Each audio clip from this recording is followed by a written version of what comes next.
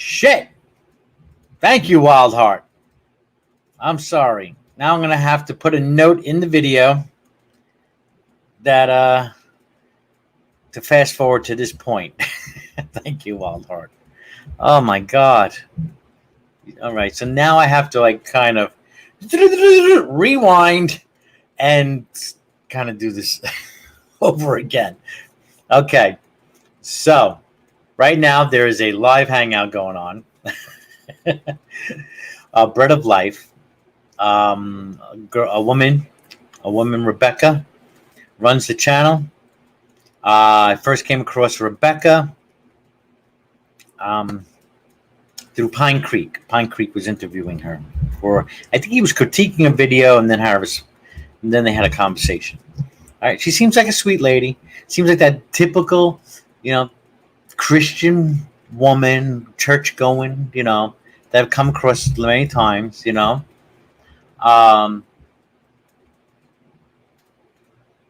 I think that's what it comes down to. If all right, I'm not going to sidestep. All right. So anyway, they're talking about the love of God, and you have a couple people in there that you might be familiar with. There's Nathan, who's the cultural Christian now.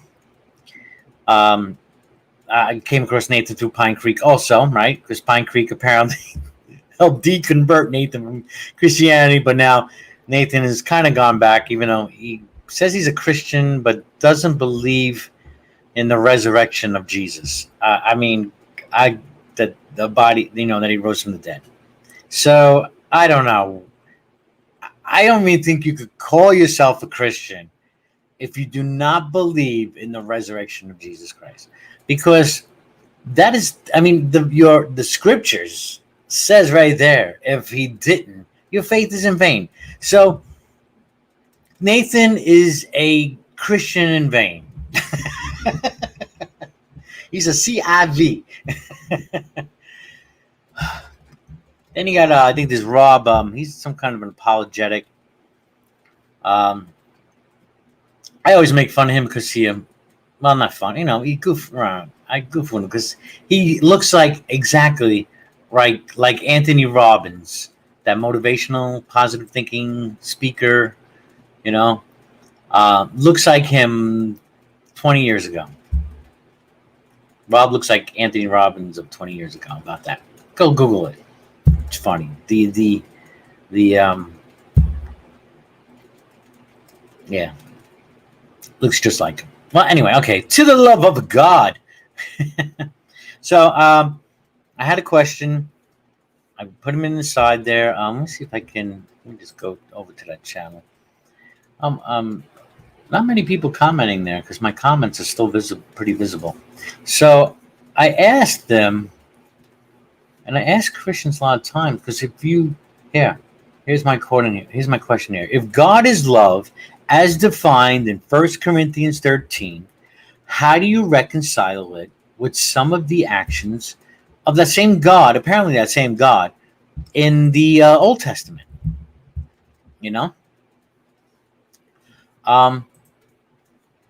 How do you reconcile that? Because 1 Corinthians 13, go look it up. Love is, patient, which is long-suffering. Love is patient. Love is kind, not easily angered, doesn't keep a record of wrongs. Oh, but John, that he was only able to not keep a record of wrongs because, Jesus died, and now the record's clear. Now okay. Really? God is constrained by his own laws. You mean God didn't have the power? He doesn't have to forgive. So all those animal sacrifices for thousands of years really didn't do anything for sin, right? Nothing, right? The record wasn't wiped, right? But anyway, so that's my beef. And that's why I think even Marcion probably had it right. And because it does appear the God of the Old Testament is totally different than what Christians believe to be God in the New Testament. It's Jesus' love. He forgives. He's there. He's your best friend. And, I have a relationship with Jesus. And, I ask people, if you have a relationship with Jesus, can you tell me what Jesus' favorite color is? Can you tell me his favorite song or favorite number? You know, you have a relationship with Jesus. But you know what will happen? Well, they can't probably use. They probably could use some kind of Bible verse to say, like, maybe Jesus loves purple because the robe is purple and it's royalty. They could do some crap like that, right? But then you have some other Christians say, no, Jesus' favorite color is red because the blood. So yeah, it's all a matter of who you talk to, and that's why you have so many different denominations, interpretations of what Jesus would or could do. And it's really Christians and a lot of just other religions too, I'm sure, because they have divisions there. It's making God in your own image.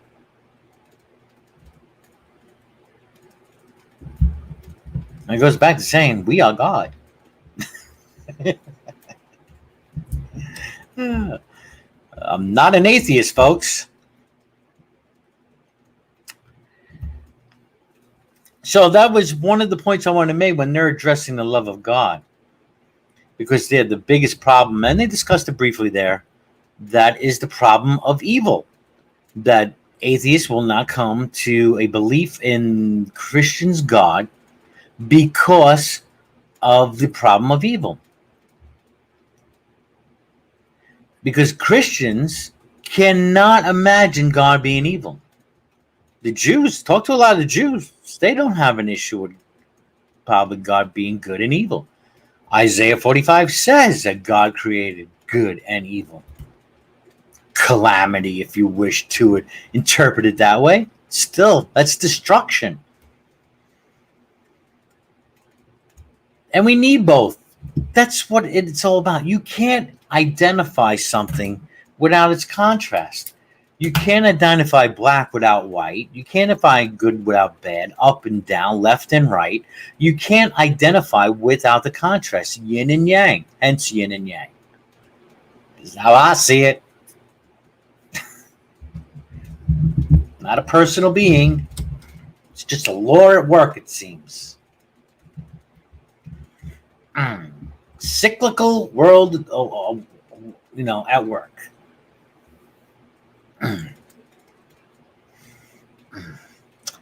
By the way, while I have a couple of your attentions, please give me a thumbs up here. I know I don't do many videos on this channel, but these kind of topics, when they do come up, it's kind of triggers me. Then I feel inspired to do a video. So just put a like there or share it just to get it out there. All right. And we do regular hangouts at my other channel, 420 Cafe. It's lighthearted. We talk about all different stuff. 420 Cafe with Bro Joe. Check that out. But back to commenting on their live hangout that's going on now. Bread of Life. Check them out. Go ahead. Yeah, go sub. Thank you, Wild Heart, putting that link over there. It's not like drama. They're having a good conversation. So anyway, the other thing that came up in their conversation is that about pets, and do pets go to heaven? And I know you can dig up certain Bible verses to say that animals are in heaven, right? Beast. You even think about beasts that are seen in the air. I don't know what else they could use.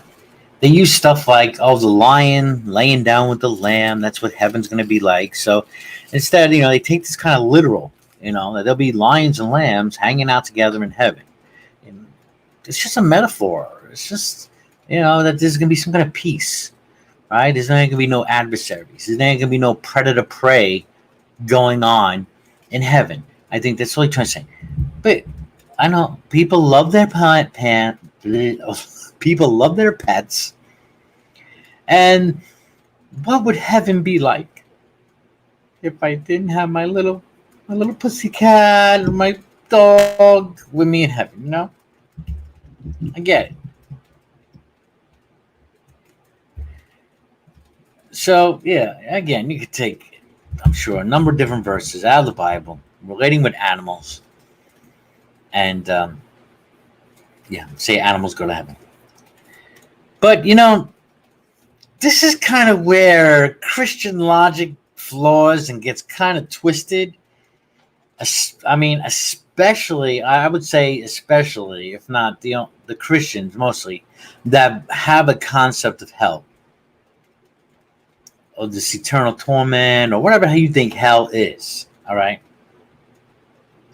because if pets go to heaven and some of your family members are going to hell because they might have had a doubt about Jesus, oh man, I guess your odds, if you want to live eternally in heaven, you're probably better off wishing you were an animal, right? I mean, that's where the logic is. You're better off being a cat or a dog on earth so you can live forever with your owner than be someone with have any doubt about Jesus, because then you're going to hell. And that, I never thought about that before, but that just like what, it's a what the fuck moment. It's the same thing like that said that how can you enjoy heaven? Something was brought up also in the comments and it's discussed. Nothing's new. Nothing getting discussed is new about these arguments, or it's just different angles you take it at, right? So or maybe I think so. As a Christian, I didn't even think of these things. But so hopefully my thoughts, this will trick us. So you believe in a heaven, you're gonna be there. You believe in a hell, where, I mean, given the numbers, most people are going there, right? Because most people are not Christians, right? And then but they'll be judged by the light that was given to them, or you have all these different gray areas and brands of Christianity. They try to hop around it and stuff. But if you believe that there's hell and there's some kind of judgment, and people don't believe in Jesus go there, it don't matter how good they are, they're going there, right? And this could be some of your family members, some of your dear friends.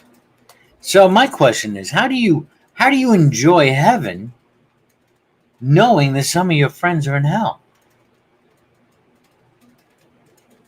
Right? Unless you're given some kind of amnesia when you go to heaven. When you die, do you forget about all your friends and family? Because there's no tears going to be cried? You forget about them? Do you need that part of the brain extracted with all those memories to enjoy heaven, so you don't think about your friends in hell? Then you're no longer you.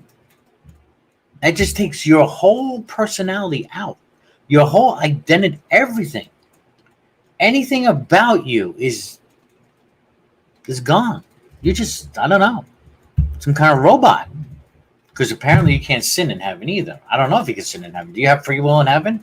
I don't know. Probably not. Which then begs the question about, well, how did Satan have free will in heaven? I don't know. But okay. Anyway. So, yeah. How do you enjoy heaven with your friends in hell? That's another point I wanted to make that I made over in that's in the comment section. So, here's another thing. Speaking of hell, we'll talk about Satan, right? Because Christians believe that a Satan exists. I did a video a long time ago. Who is the God of this world? Because if you look at the Bible, you could get different verses, and one will say that Satan is clearly the God of this world. He realms the spirit, the air around here. That's, people tell you that. And that demons, operate in different levels and all this stuff, right? Whereby, I mean, you look up other verses where that God says, no, the earth, this is the foot of his throne or something like that, right? It's his footstool. This is God's earth. He's in charge. Which is it? I did this video sharing all the scriptures that contradict one another. Look it up. Who's the God of this world? Some cool music in the background too. So, if Satan, think about this, Christians now. Ooh, this might be a bitter pill to swallow.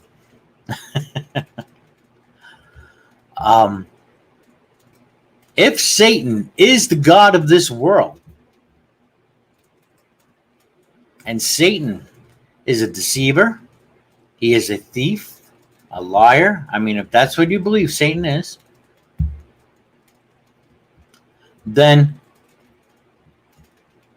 that verse in the Bible would be the only true verse. Because how could you believe anything else? If Satan is the God of this world, if Satan is control of all the governments and the system and the world systems, how can you believe anything? How do you not know that if Satan, or if there is an evil God that maybe just be fucking with everybody, right? And hey, let me do this and make them believe in a Hindu God over here, or I do this over here, and I'll give them this book, and they'll all fight about it and all this other stuff. Now everybody can come up with their own idea, or whatever. I keep them divided, yeah, because Satan would love that kind of shit, right? He is the God of chaos. So a lot of ways, yeah, you can say God. He is the God of this world, I guess. So how can you trust the Bible if Satan is the God of this world and you don't even know who wrote the damn thing, really? The authors are unknown. Matthew, Mark, Luke, John, question mark, but Matthew, they didn't write it. They didn't write the Gospels. Shit was written decades later, far removed.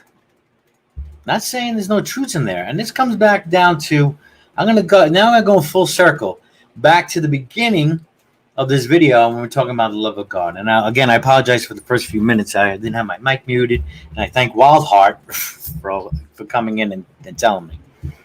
I'll try to edit. I'll edit that later. But anyway, this comes back now to the love of God. I have a thing behind me. Oh, you probably can't see it. There's that little poster right here. There's a little poster. And it says the golden rule, right? The golden rule, it says right in the middle of that little circle, you see it. I know you can't see it, but I'm going to tell you what's on there. It quotes about, let's see, 1, 2, 3, 4, 5, 6, 7, 8, 9, 10, 11, 12, 13, ironically. It quotes 13 different religions where they give their own way of saying what most people attribute to Jesus as to do unto others as you would want done unto yourself. This is sorry, but Jesus didn't come up with it. He's not the original of this saying. Confucius said it hundreds of years earlier in a different way. Don't do harm to someone, or if the harm you don't want to see in yourself, don't give to others, that kind of thing. And this is the theme in all pretty much you can find in religion. And that's what it comes down to me. By treating people well. Treat people good. Right? Until further notice. Alright? I'm sorry, Christians, you're not called to be a doormat. Some think that it is a virtue to be a doormat for Christ and just let people walk all over him and, forgive 70 times 7. I'm sorry. I don't think that's what it's about. Then you have the other extreme. Their way's the highway, and we'll kill you if you don't believe otherwise. That's the other extreme.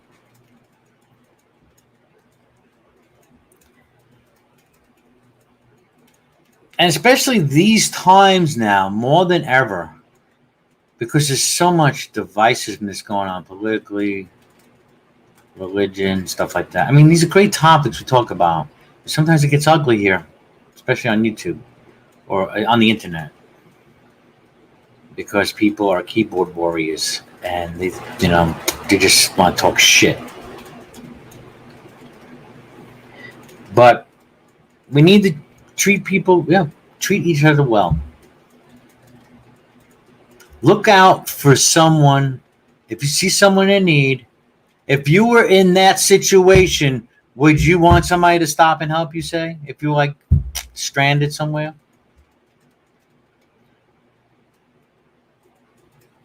You would want somebody to stop. You want to help.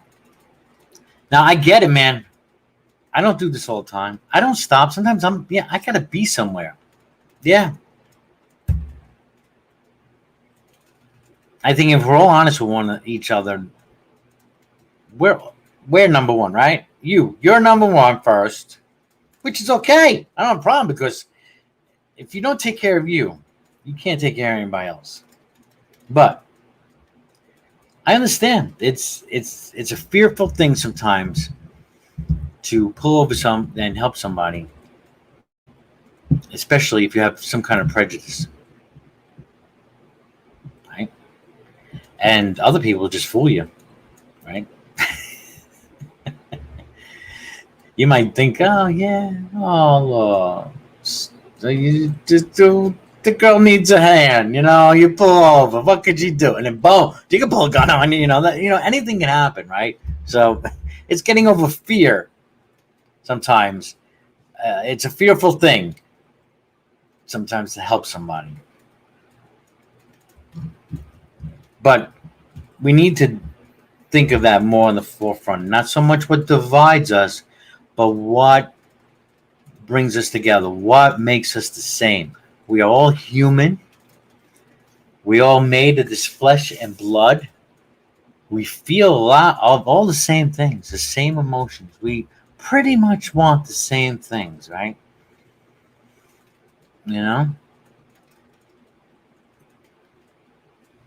Life, liberty, and the pursuit of happiness. That's what I'm about. And I want anybody to have that. I want everybody to have that. Life, liberty, and pursuit of happiness. The opportunity for that. But you also, again, got responsibility. You have a responsibility to do that.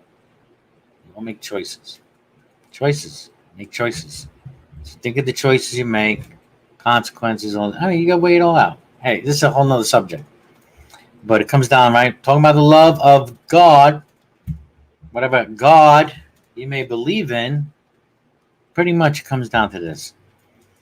If we don't work together, we're going to work against each other, right? United we stand, divided we fall. And we're going through tough times, and we got different opinions about all different kind of crap going on in this world right now. And then we have the internet on top of it, and we don't know who to believe. It's like, I think we're having a little bit of information overload. And I'm guilty as charged. Need to decompress, get away from the screen for a little bit, and get back to nature. And speaking of treating others as you want to be treated, nature too. We are nature. Sometimes we can say nature. I'm going to shut this. I'm going to take this screen off. I don't know if I'm going to. I don't know what they're talking about now. But anyway, let me just say something. Sometimes we separate nature from ourselves. We think, oh, the trees, the grass. Outside the house is nature. No, it's all nature. Your nature. You are in nature. Nature is in you. It's a symbiotic relationship. What man has done is, instead of working with nature, we're trying to conquer it. Because of power, hunger of power, control of resources. When, dude, you can grab all you want. In the end, you're going to end up like everybody else and myself in the grave. or cremated. Dust in the wind. So all you're grabbing, right? Like playing Monopoly, right? Everyone trying to grasp, thinking that this is going to give them the satisfaction, conquering nature and those around them, instead of working with nature and those around them. Because in the end, at the end of the game, all the pieces go back in the box. You know, you've heard that saying, right?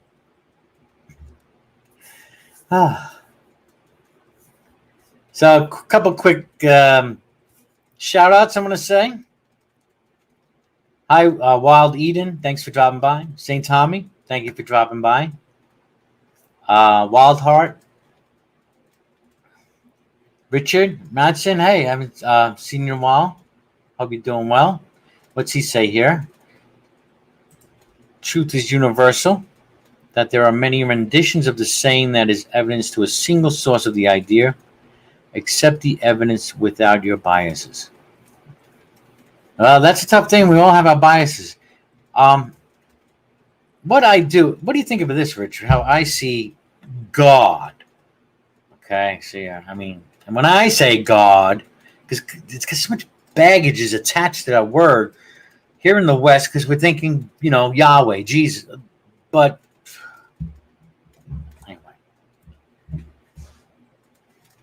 one of the most famous logos or art design in the world is the Pink Floyd prism, with the white light coming in one side and the rainbow coming out of the other.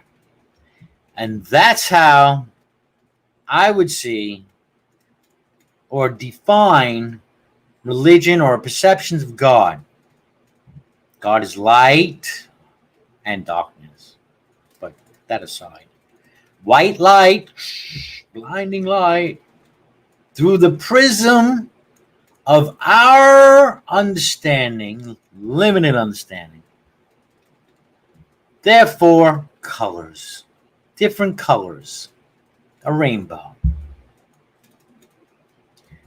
Problem humans have is that the person who's red is fighting with the person who's blue, with their red version of God and their blue version of God.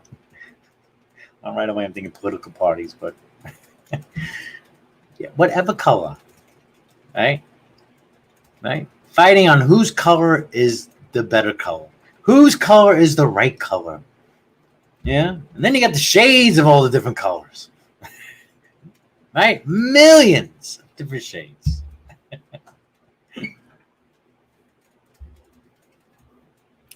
So if there is this kind of source, what I believe, because I'm like I always say, I think I'm a pantheist, right? I have pantheistic leanings, right? I deconverted from Christianity in 2009. I was a Christian for many decades, different denominations. And I rightfully admit, I'm in the same camp when it comes to Christians sometimes, because sometimes it's all about the experience. You hold on to experience, you hold on to the belief because of the experience. But I was been able to let go of the belief and still cherish that experience. There's some experiences that, yeah, there could be somewhat of an explanation, but it was intense. And how I see it is that I had an experience through the eyes or the color of Christianity, because that's what I grew up with. That was my foundation. So until I stepped outside and the help of others, questioned certain beliefs within Christianity, I had to let go of it, because these things just don't happen. Those things don't happen. But yet there was these experiences. And I was a deist. I didn't even know what a deist was for a time. And then I called myself a modern deist. I had another channel. Well, it's still around. There's still stuff, modern deism. Because I came up with my own idea of God, right? Like everyone does. Except for the atheists. To kind of explain these experiences. So my modern deism was about, I had a cool symbol, I thought, this triangle with an alpha omega inside, and there was 3 points to to my belief system, and that was creation, nature, nature, reason, and experience was the criteria by my belief, or my God belief, if I'm trying to define it like that. So yeah, guilty is charged, experience. But I'm atheistic to most concepts of religion, whereas this personally, they anthropomorphize, is that the word? God. Put a persona to God.